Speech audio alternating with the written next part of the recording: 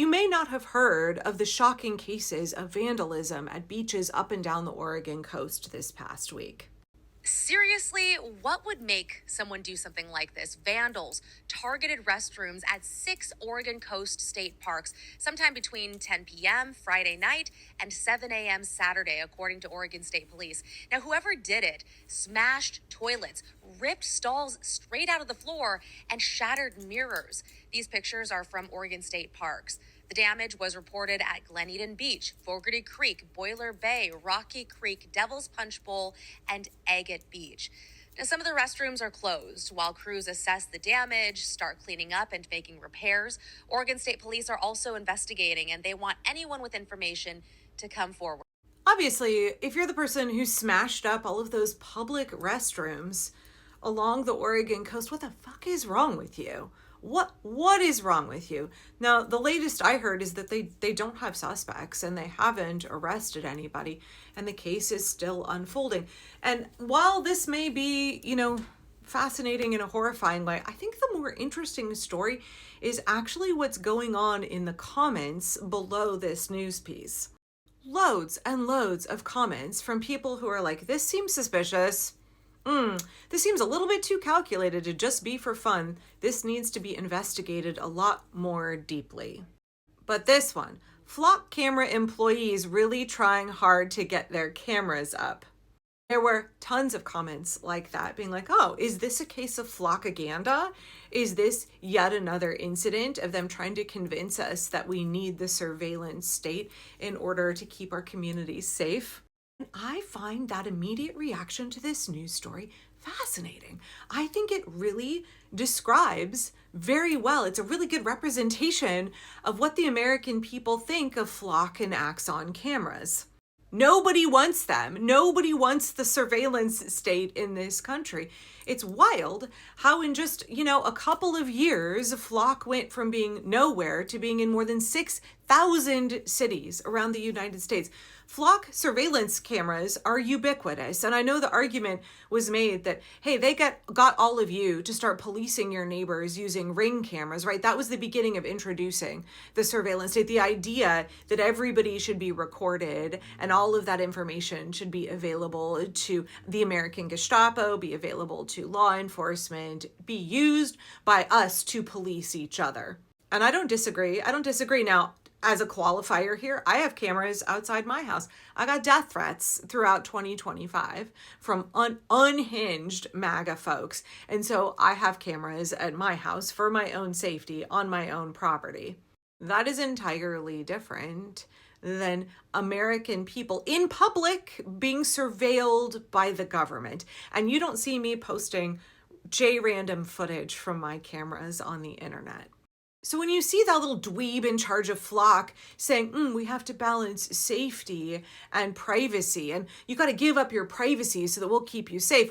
I value my privacy. My family values their privacy. My employees value their privacy. But what we're talking about is safety as well. And so I think when people talk about just one of these, privacy or safety, they're prioritizing the wrong thing. And what we have to prioritize as a country is compromise. One, that's classic fascist talking point. Surrender your privacy, surrender your rights so that the state will keep you safe, will protect you from the bad guys. You could not get more pathetically, transparently fascist in your rhetoric if you tried. It's like the number one thing that fascists do is try to get you to surrender, hand over your rights, including your right to privacy, because they're promising to take care of you. What he's prioritizing is his own personal profit. What the nerd Reich, the technocrat bros, are prioritizing is creating a surveillance state where every aspect of your life is surveilled and controlled by the state. And when they have footage and data on you, they can manufacture anything that they want. There have now been more than 36 instances of Flock cameras wrongly misidentifying people. They got pulled over by the cops for stolen vehicles, being wanted for crimes, because the Flock cameras misread their license plates or flagged them in a system when they had done nothing wrong. The surveillance state, like so much of AI, is notoriously inaccurate, and people's liberty is on the line. Likewise, the ACLU says that using these kinds of cameras, this kind of state surveillance, has not turned into greater safety for people. It's not turned into greater closure of cases. I would push back on those crime figures. We're not catching hundreds of thousands of people. FBI crime data was analyzed for Atlanta both before and after they rolled out the mass surveillance systems of Ring doorbells and Flock ALPRs, and they showed no change in case closure rates. So instead of trying to work around false arguments about the effectiveness of these technologies, why don't we recognize that all Americans of all persuasions have joined together to say that they do not want the government surveilling us? Exactly. And Flockaganda is this latest effort by Flock and Palantir. By the way, there are nurses striking right now because Palantir is trying to get their grubby little paws on your medical information. They want to infiltrate hospitals and your medical records. I know people have raised concerns in my comments about physicians using AI dictation software to record their private meetings with their physicians. Who has access to that kind of technology, to those recordings, which is supposed to just be used for charting? Well, Palantir wants access to it, right?